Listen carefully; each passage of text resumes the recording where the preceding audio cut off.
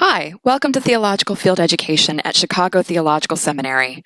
My name is Dr. Kate Lassiter, and I'm the Director of the Field Ed Office.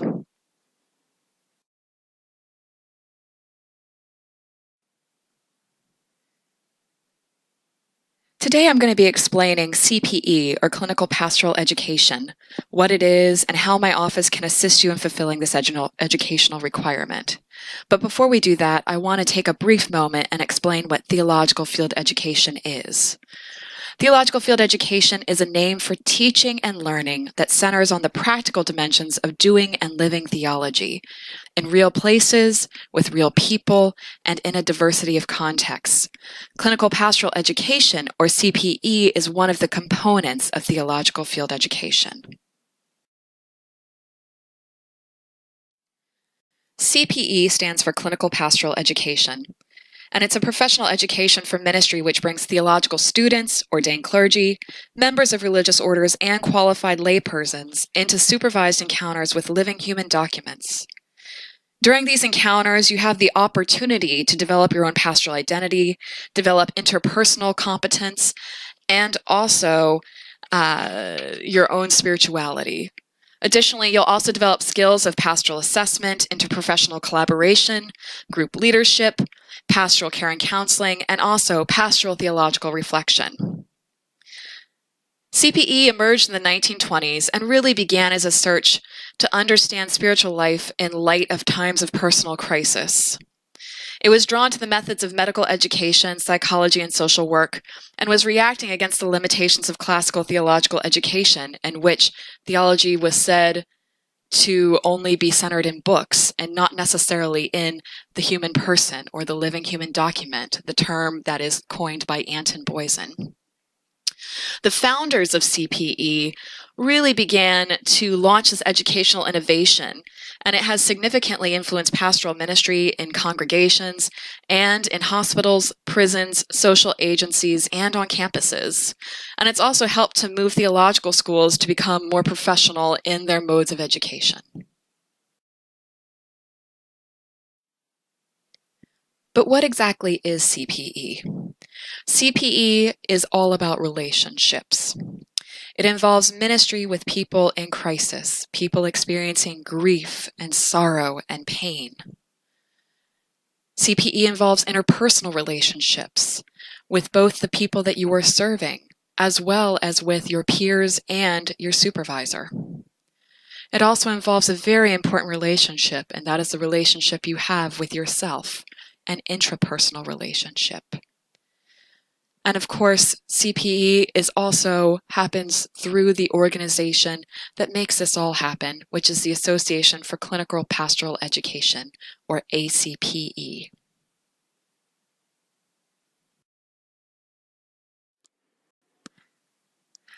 Briefly, what does CPE involve? It involves 400 hours total of clinical encounters as well as supervision. It involves written work, and it involves an ability to be present to the unexpected. There are several goals and methods that are involved in CPE, and let me talk through just a few of these. So let me talk first about the goals of CPE. The first goal of CPE is really the development of your pastoral identity. We want you to be able to walk away from a unit of CPE and understand yourself truly as being a representative of God and of a specific community of faith, a bearer of a religious tradition, and being able to affirm yourself as a minister in that role. Second, we want you to be interpersonally competent. And so CPE really involves learning some active skills like listening, interpreting, and confronting, especially in our communication with each other. And we do this in order to really develop a sense of our own authentic personhood, as well as to be fully present with others as they continue to develop their own sense of authentic personhood. Third, professional competence.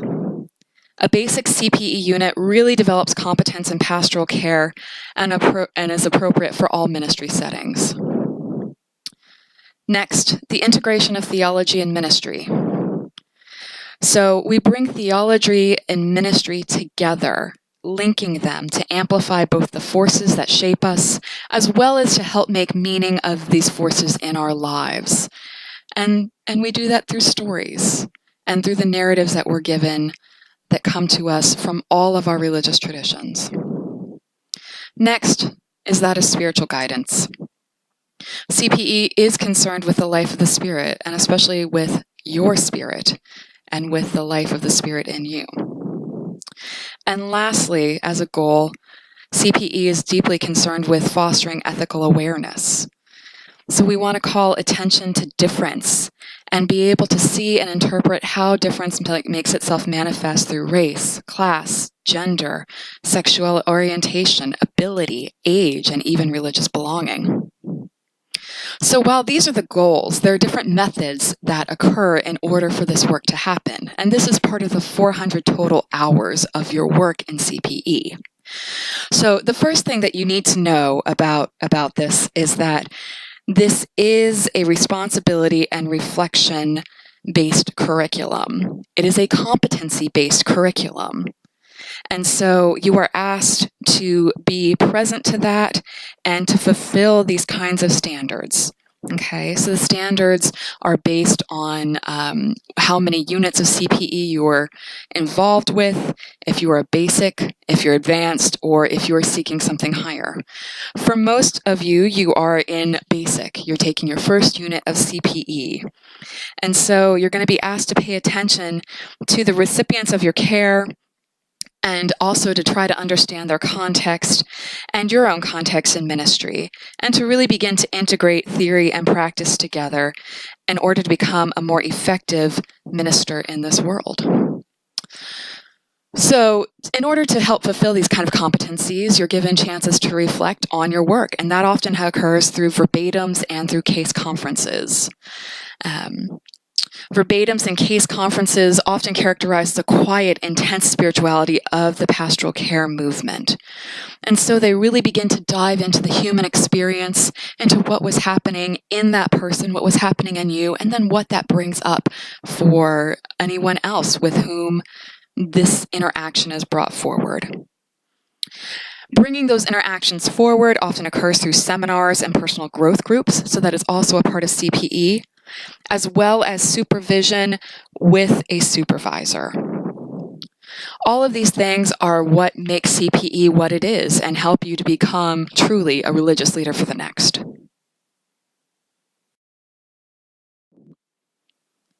You may be thinking to yourself, all this sounds amazing, Dr. Lassiter, so I really have the question, when can I do CPE? I am so excited. I can't wait to get into it.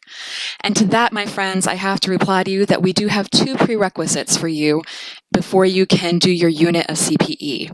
The first is that you need to complete 4 classes here at Chicago Theological Seminary. And at least one of those classes needs to be either Introduction to Pastoral Care or its online equivalent, Introduction to Pastoral Theology. So please make sure that you have those prerequisites done before you begin to apply for CPE units. The second thing that you should know is that when you're doing your CPE unit, you're going to be planning this out on your own. So you want to find a time that is going to work for you and for your schedule, for your home life, for your work life, and for your spiritual life and health. So you have several different options in terms of CPE programs. The first is normally a full-time intensive program, and these are often summer programs. The second is to do a part-time extended unit, and that normally begins in the fall or winter and extends through parts of spring and or into the summer.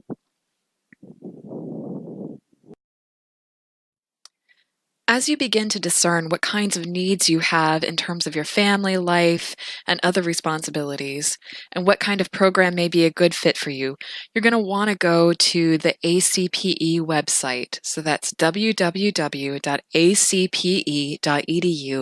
and begin to search for programs. Here on this website, you're going to find numerous options for you, both in terms of location as well as in terms of length of program. Once you're on the website, acpe.edu, you're going to want to move your mouse over to Directory.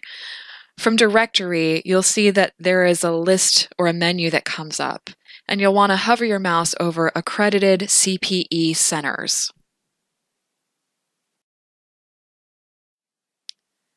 Once you click on Accredited ACPE Centers, you're going to see this particular menu come up, and you can then go ahead and begin to search based on your state, the name of a center if you know one that you're looking for, the kind of units offered, the center type, or what it's accredited for. So once you're on that website, you can go ahead and enter in one or more states, depending on the region in which you live, and get the kind of full picture of what might be available to you. From there, you might want to go to units offered and then try to make a decision about what might, again, be a good fit for you in terms of your schedule, whether that's an extended unit or a unit that's centered more in spring, summer, winter, or fall.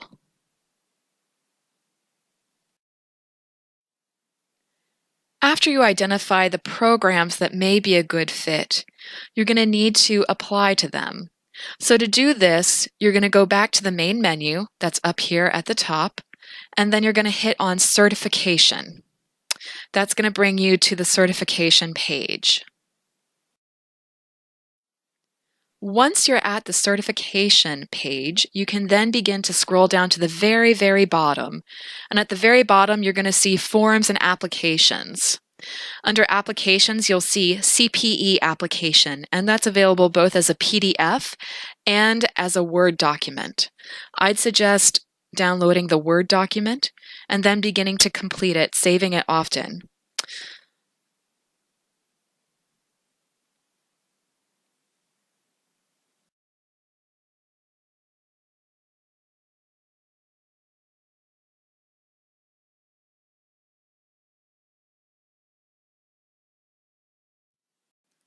You'll want to give yourself plenty of time to write, edit, and revise your CPE application.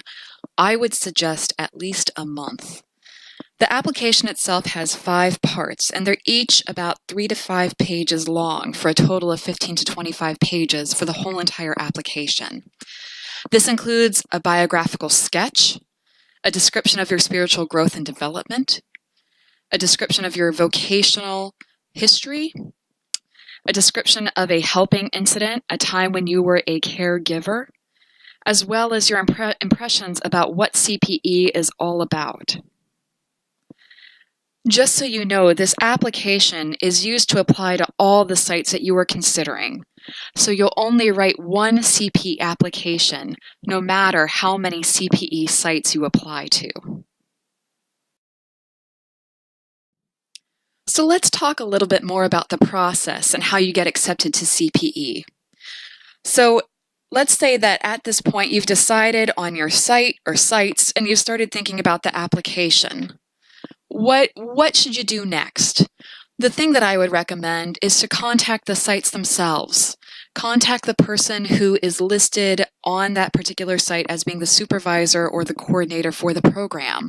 Just ask them some questions, get a feel for it. Perhaps there's someone that you could have a coffee with and find out more about the program and about the site itself. Make sure it's a good fit for you. Then you'll go through that formal application process. Again, that five layered questions that are part of the application essay. From there, you'll be invited to interview. And from that interview, you'll be offered a placement at a CPE site. And again, this is a matter of discerning good fit.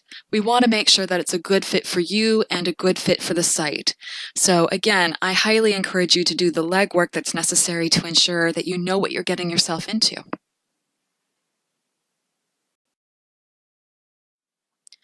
Speaking of knowing what you're getting yourself into, you may be wondering how CPE fits into your educational credits at Chicago Theological Seminary and what that might mean for your bottom line. So the question, do I get credit for CPE, is on the table right now. And the answer to that is you can get either 0 or 1 elective credits for doing your CPE unit. The thing you should know is that each site has a tuition of their own. So, if you choose to take CPE for 0 credits, you will go ahead and pay the site, and this will save room in your CTS schedule for a different elective. The registrar will make note of your CPE placement on your transcript, and you will have that space available for another course. However, you can also choose to take CPE for 1 credit and pay CTS tuition, and then CTS will pay the site directly. In either case, when you've completed your CPE unit, please give the registrar a copy of your certificate of completion as well as the final evaluation. And then also send a copy of your final evaluation to the Theological Field Education Director, or me. Thank you, Kate Lassiter.